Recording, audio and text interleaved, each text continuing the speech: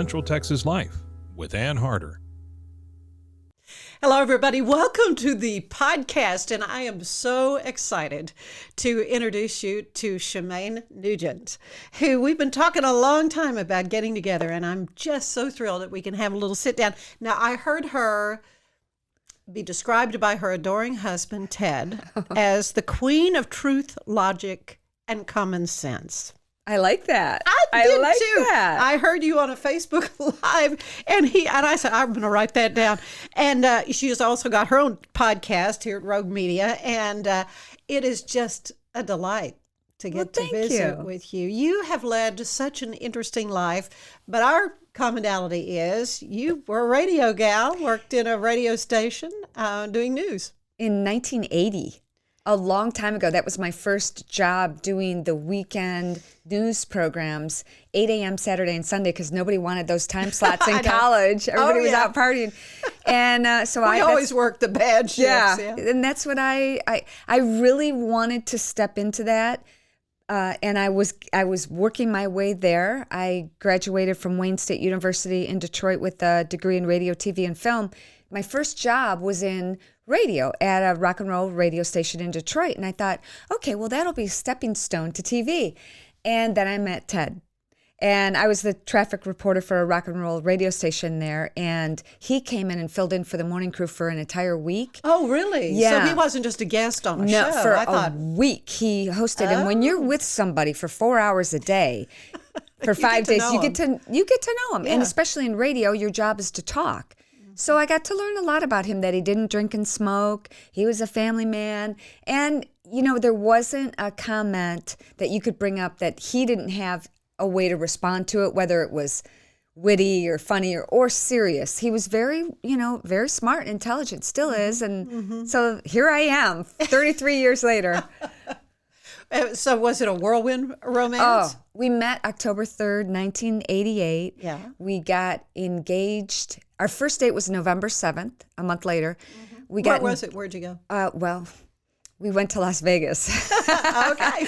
We went to the Sugar Ray Leonard, Donnie Lalonde fight in Las Vegas. Really? Yeah. And I mean, we went to a couple of lunches here and there and that kind of thing. And he brought his kids. Like, I said no to go to, I'm not going to go to Las Vegas with a rock star. And I said no. And it was interesting. He said, my kids are going. Oh. And I went, okay. This should be safe. I'll go. Yeah. This should be safe. Yeah, I'll go. So that was our first real date. And then we got engaged a month later at our office Christmas party and got married a month after that. So, and I wasn't even a rock and roll fan. I didn't know when I met him, I didn't know any of his music, which was probably a good thing. Maybe it was a good thing. Some of the backstory. Yeah. Well, what a dynamic individual he is. Yeah. And very passionate about his beliefs and doesn't take anything off anybody, seems like. He is very passionate about much. But kind, too. I mean, he doesn't say, I haven't heard, some of the mean things. He's kind of responded. I know he had to respond to. Here we are talking a lot about Ted. We're going to get him on this podcast. We are. But he is a fascinating fellow. Yeah. I know your marriage has just been really lots of fun in a lot of ways, but there's been a lot of really tough times too. And not marriage-wise, but because of situations. Let's talk about your sick house and what you were going through when you were so very ill and nobody really knew what was wrong. Yeah, about 20 years ago, our home that was featured on MTV Cribs was contaminated with toxic mold between the walls. We never saw anything. We just kept getting sicker and sicker. And this was back around the year 2000, 2002. Nobody could help me with debilitating migraines. I went to dozens of different doctors. Like Ted went on his rock and roll tour. I went on the doctor tour. Oh. And it got to the point, Ann, where I got so sick I could barely walk up a flight of stairs. And I ended up having pre-emphysema. And I ended up becoming my own investigative sleuth. And honestly, I think that's why I'm here right now, because I had to fight for my life and for my family's life. My husband got sick, and so did our son. And you know when your kids are sick, You'll do anything you can. So I cured us. Well, we're not completely cured. We never get completely cured of mold illness because there's so many other things that come up like multiple chemical sensitivity. But I used alternative therapies or what they call functional medicine, like vitamin IVs, oxygen, and infrared sauna. I was doing that 20 years ago. Wow. And they're just based on research that you were doing. Yeah. I knew that I had two choices. I could go to the Mayo Clinic and they would probably, I asked what the protocol was, and they would, well, this drug for that, which the drugs will just cover the problem. Right. The problem's still there. So really part of the reason that we're here in Texas is I found the Environmental Health Center in Dallas. And I went there for almost a month, and Dr. Ray saved my life with, again, alternative remedies and old school stuff. His goal was to get you off of the medication. So basically these therapies that I was doing, even juicing and completely changing my diet, was detoxing me. Mm-hmm. Oh, it is a holistic approach. Mm-hmm. You have to take to that, address the issue. I know you say you had extreme fatigue. Headaches, joint pain, aches, insomnia. Ted and I couldn't sleep for a couple of years. Literally, we would lay there for 8 hours or 6 or whatever, and just get up and when you have a bad night's sleep, you laid down, right? But the lights weren't completely out. No, you didn't get that good sleep, REM sleep. And we realized that when we traveled, in fact, we were in London. And we both, which is a rainy city, you know, and you think, wow, there's mold there. Should be mold, yeah. We slept great. And when we got home, we couldn't sleep again. And we had temporary, loss of memory. Like I would back then we had the portable telephones.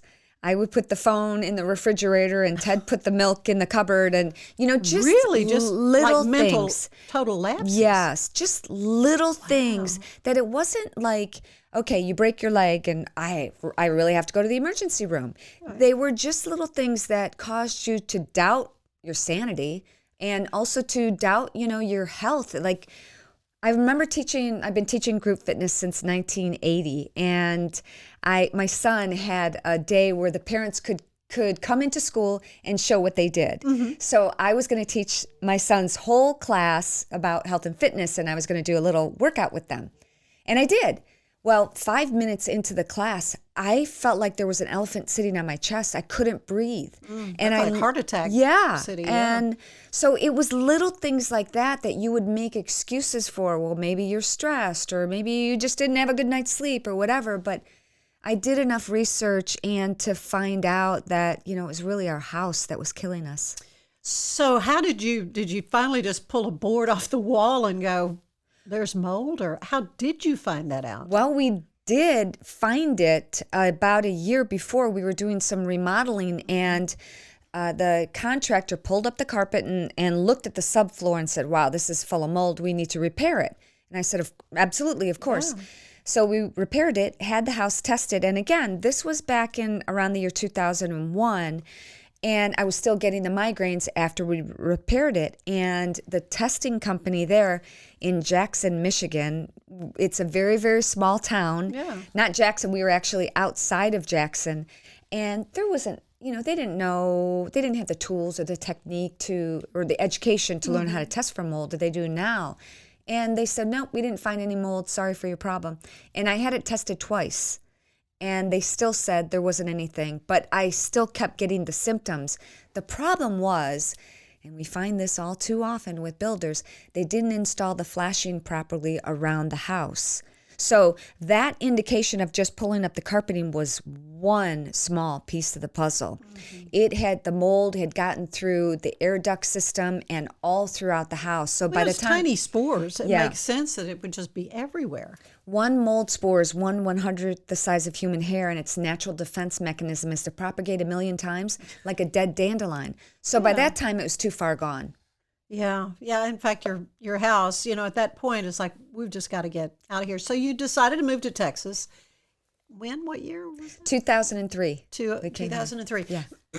I think it was not too long. I mean, after you moved here, that I met you both, and you were doing a lot of the Zumba. Let's talk about the Zumba, because everybody's heard it. Go ahead and explain what Zumba is, in case there's somebody that doesn't know. So Zumba is a dance fitness workout, and in my classes, I have a heavy emphasis on fitness because I like to get a great workout. But honestly, Zumba was the first thing that I stopped teaching when I was recovering and at the Environmental Health Center. And after we moved here to Texas, there was a 2-year period that went by that I didn't teach anymore. I was just trying to survive. Right. And Ted was on tour, and we were in Las Vegas, and I took a fitness class at a 24-hour gym. And I'm like, dance, fitness, okay, I'm going to try it. And I realized the whole time I was just smiling. And I came back and I said, Ted, I'm coming out of retirement and I'm going to teach Zumba. So I brought Zumba back. I started teaching at the Y here in Central Texas. And then I ended up, Zumba found out about me, Curves found out about me, and I ended up developing a program for both Zumba and Curves. And I got to pinch myself, but I traveled all over the world teaching this program. Australia, London, Paris, almost every state, Canada, and I just got goosebumps. Like, that is so amazing. It was such a blessing. Yeah, such a blessing. Yeah, we were talking about the stories I'd love to highlight here on the podcast are people who, see a need and say yes. I'll do what it takes, and then it grows into this amazing thing. Did you ever dream? No, and then be at this point. The funniest thing. So I started teaching Zumba about 10 years ago, so when I was around 50, and I remember I was practicing my Zumba moves in front of the mirror. There's a lot of shimmying and shaking. And so my husband, actually it was when I was 48, my husband was walking by, and we had been married 27 years by that time. He was walking by my little area where I was choreographing my routines, and he said, do you want to come up on stage and dance at one of my concerts? And I went, do you know what? He's never asked you to do that? No. And at 48 years old, Ann, had I not gotten sick, I think I would have said, nobody's going to want to see me dance on stage at 48 years old. But because I got sick, I went, oh yeah, I'm going to do that. And then I started dancing at his concerts. And we were in the Swedish Music Festival. Billy Idol was there. All kinds of, big celebrity music acts were there. And I danced in front of 60,000 people at almost 50 years old. So, yeah, I just feel blessed. Well, I mean, you are such an amazing example of health and fitness. And then to think about what you went through to get to this point and how much you learned. Of course, as a nation, we've gone through COVID. And I was just thinking about that on the way over. What did we do right in addressing that, and what do you think we did wrong? Oh, boy. And have y'all gone through the whole COVID thing? Oh, yeah. Well, the good news is this has caused people to second guess their health and not take advantage of their health, and really to think about what they're doing, what they're putting in their body, and maybe exercising more. And I think that's a good thing. I'm saddened that the CDC, NIH, and nobody else really promoted taking vitamins and getting good old-fashioned vitamin D from the sun, working outdoors. You talked about gardening. How good is that for the mind, body, and spirit, So I think this is a good, well, it's not a good thing. A lot of people lost their lives, and our worlds have been turned upside down, no question. But I think what we got right is that now we're focusing on our health more. Oh, I think really you're right about that, and the fact that people also kind of just reevaluated what they were doing with their free time and all that. That when we were kind of shut down, and that was a big shock, I think, to the America that we knew. Yeah, absolutely. And if you want to go down this rabbit hole, I think it was a good thing because parents now started to see what their kids were learning or not learning at school. Right. And through the Zoom, everybody knows what a Zoom is now. That is for sure. And that has been a great thing. Yes. I think. Yeah. I think, some of my ladies' organizations and stuff that people are all over the state, you can really get a lot of work done with that. And we never had heard of, Zoom. Right. But yeah, so that's one plus, I think. But, and then a lot of folks say, I really like meeting in person. I think there's something about being able to interact with folks. Yeah. But yeah, of course, churches, organizations, and so forth. I think there's been a kind of a shift, though. Yeah, absolutely. With how people are prioritizing some of those things. I agree. And it's like I said, I think there are parts of it that were a good thing. Parts of it were very bad. Mm-hmm. Well, we're going to take a quick break. And when we come back, I want to hear more about Wildly Well, which is your brand. So we're going to talk more about wellness when we come back.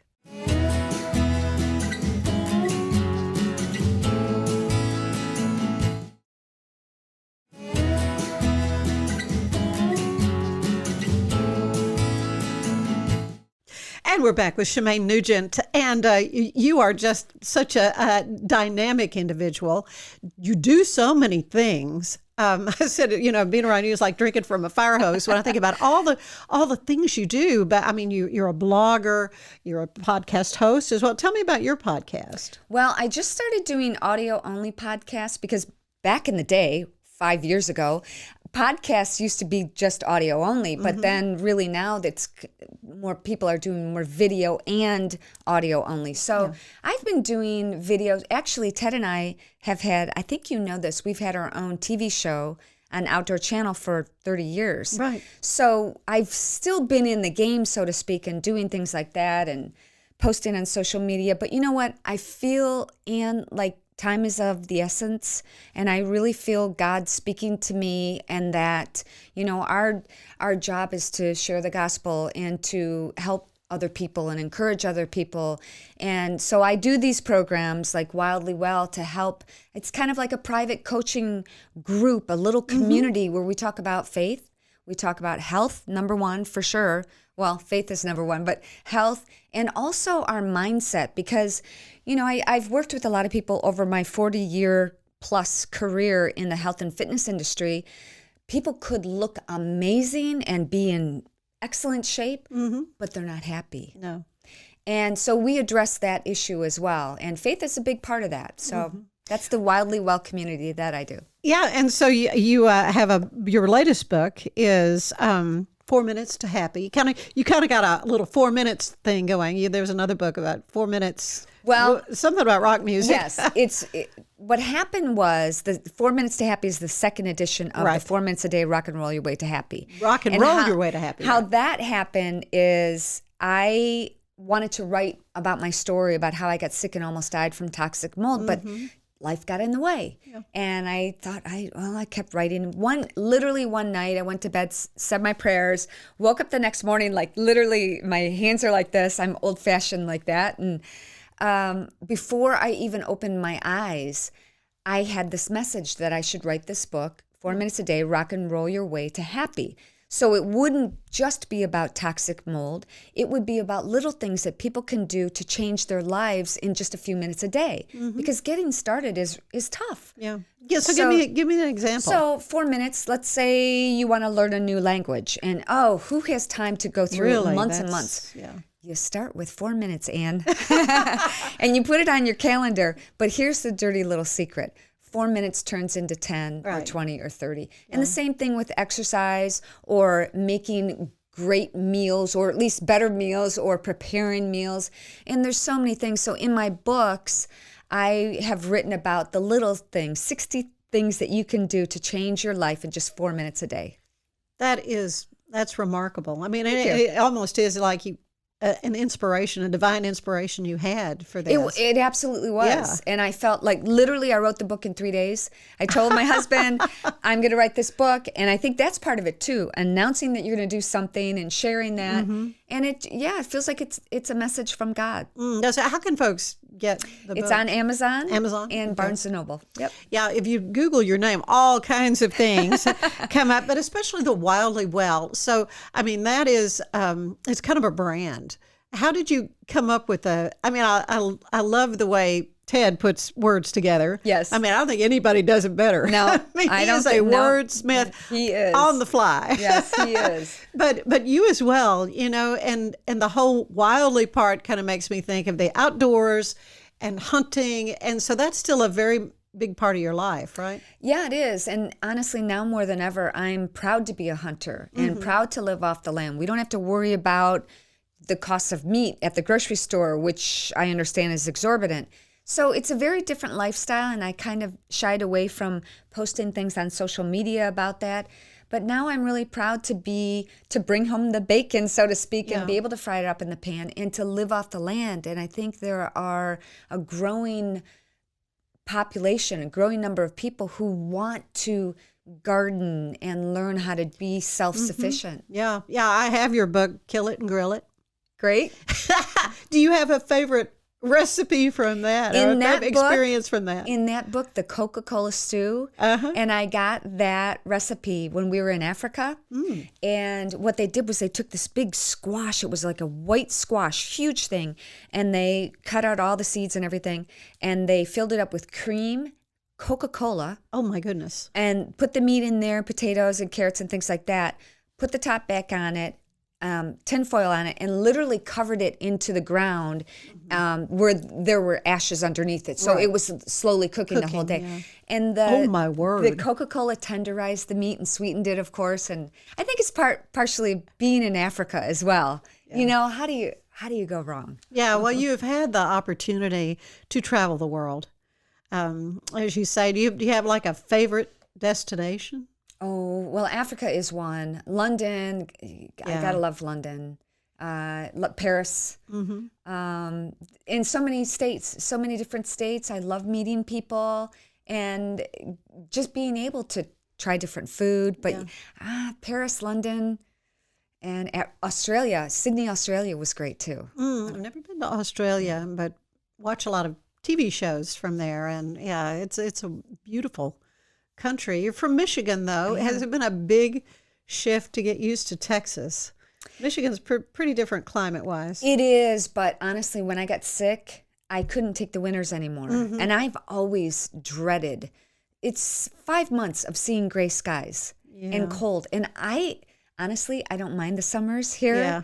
I don't spend a lot of time, all day outside, so I don't have to deal with that. We have the luxury of having air conditioning, but I like it. I love Texas. Yeah, I'd rather be hot than cold. Yeah, me too. Me too. I don't know if it's a function of age or what, but I am a Texas girl through and through. You have had quite a charmed life in a way, or at least seems so to those of us looking from the outside, because you've just kind of grabbed life by the horns, as it were, no matter what you were dealt, and figured it out. Well, I think that's what women do, don't we? We do. So, no matter where we're dropped, and especially when you have a family and you have kids, you just try to make things work. And I also, I think the hunting lifestyle has really caused me to think that way too, because I've met a lot of famous people, a lot of a lot of celebrities and politicians and President Trump. Oh, yeah. I think the hunting aspect of our lives bring us down to earth, because for my husband anyway, the deer don't care that he's a rock star. There's no special treatment. So there's no red carpet or anything. We have to work hard at that. And it's humbling. And I think that's really important, I watched a Facebook Live. I honestly, I do not stalk you. but when your lives pop up, they pop up on my feed.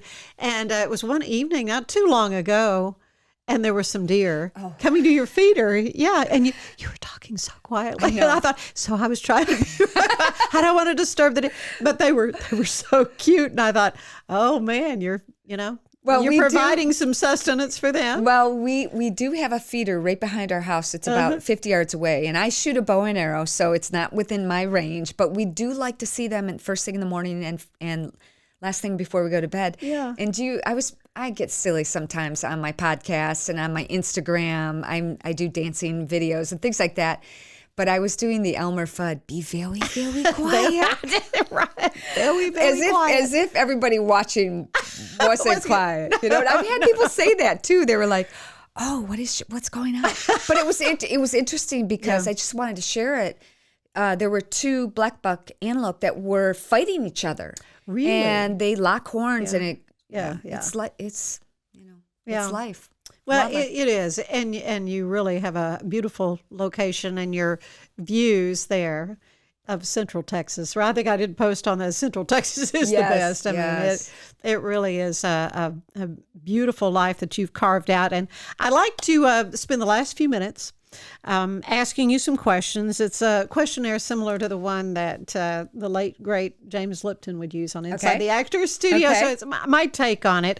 What is your favorite word? Faith. That's first thing that popped into my mind. What is your least favorite word? Oh, the one that starts with an F and ends with a K. Me too. And it's Yeah. becoming so much more common on TV shows and stuff. And my husband swears. I have sworn a time or two before, but Just not that just word. like that word, I Yeah. just would like to hear less of that. Yeah. No, I'm with you there. What turns you on creatively, spiritually, or emotionally? Teaching my fitness classes. I mean, when I'm in front of these smiling, beaming faces, they're literally smiling back at me. We're sweating, we're working, we're dancing, we're having fun. There are men and women and all ages and all. It buoys my soul. It really does. But then what turns you off, conversely? Negativity, hear people that a who lot. really try to push your buttons and just try to be the negative Nancy's, or Debbie Downers, Yeah, right. What sound do you love the most? My dogs. Really? I noticed you identify My yourself as a dogs. mom, a wife, and a dog mom. mom. Yeah, my dogs. I love. We have a daughter, Sadie. She's one of our Labradors, and we call her. Labs she's are wonderful dogs, so. She's got severe hip dysplasia, so whenever I hear her whining, I literally, it's like having a child. You're out of, and is she okay? Yeah, What gotta help. can I do? Yeah. And I'll tell you. She is wrapped around Ted's little finger like there is no tomorrow. I mean, that is his little girl. Yeah. Well, I lost my place here. Okay. Let's see. Where are you? What is your least favorite sound? Here we go. We were on sound. Oh, I would just say an ambulance, sound of an Yeah. ambulance. I always, say a prayer for if there's an ambulance going by. So. Yeah, right. What other profession would you like to have tried? That's a tough one because I think throughout my life, there were times when I wanted to do different things, maybe wanted to be the next Diane Sawyer or that type of thing. And now I look at, there is no way I would have given up being a mom, being a stay-at-home mom. So now I think God has put me here for a reason. And it's not like I planned on being married to a rock star. I didn't even listen to rock and roll music Right. or being known as the mold lady. Yeah. But if God's put me here for a reason, then maybe I can help people. And that's all I want to do. That really, I feel that's our mission is in life is to find the thing that makes your heart sing and then share it with other people. Yeah, well, I know you have helped people. What do you know you would not want to do professionally, though? Probably be a skydiver or firefighter or something. Yeah, a first responder of some kind. Yeah. Yeah, maybe something like Siren, that. you know, like yeah, those. I don't like the sirens, yeah. All right, finally, what do you want to hear God say to you when you arrive at the pearly gates? Well done, good and faithful servant. That's all people say, what do you want? What do you want to do in life? What do you want? That's what I want. That's all that matters to me. Yeah. Nothing else matters. I mean, opinions I've learned to grow thicker skin. I've been banned on Twitter for having a pro-Trump tweet. Uh-oh. And, people, there are haters. I've had death threats. But that is the most important thing that keeps me going, that I want to do. And we all make mistakes. And I do too. Sometimes on a daily basis, I'm like, why did I say that? Why did I do that? But I feel so grateful that God has given me this opportunity, health-wise especially. I'm so grateful for my health. And that's the look I'm going for, is to have God say, well done, good and faithful servant. Well, you are doing it well. Shemane, thank you so much for being with us. Thank you. And we're going to get Uncle Ted here. We got to are. get him here because Yeah, he's just loads of fun. I love to hear from him too. I have to ask him these same questions, but Good. don't tell him. I won't tell him. Don't tell I will him. not tell him. It's great being with you. Thank you for joining us. We'll see you next time. Bye-bye. Bye. Central Texas Life with Ann Harder is part of the Rogue Media family. Be sure to check out our other shows at roguemedianetwork.com. Please rate this show 5 stars on iTunes, Spotify, YouTube, or anywhere you get your podcasts. Join us again soon for more Central Texas Life with Ann Harder.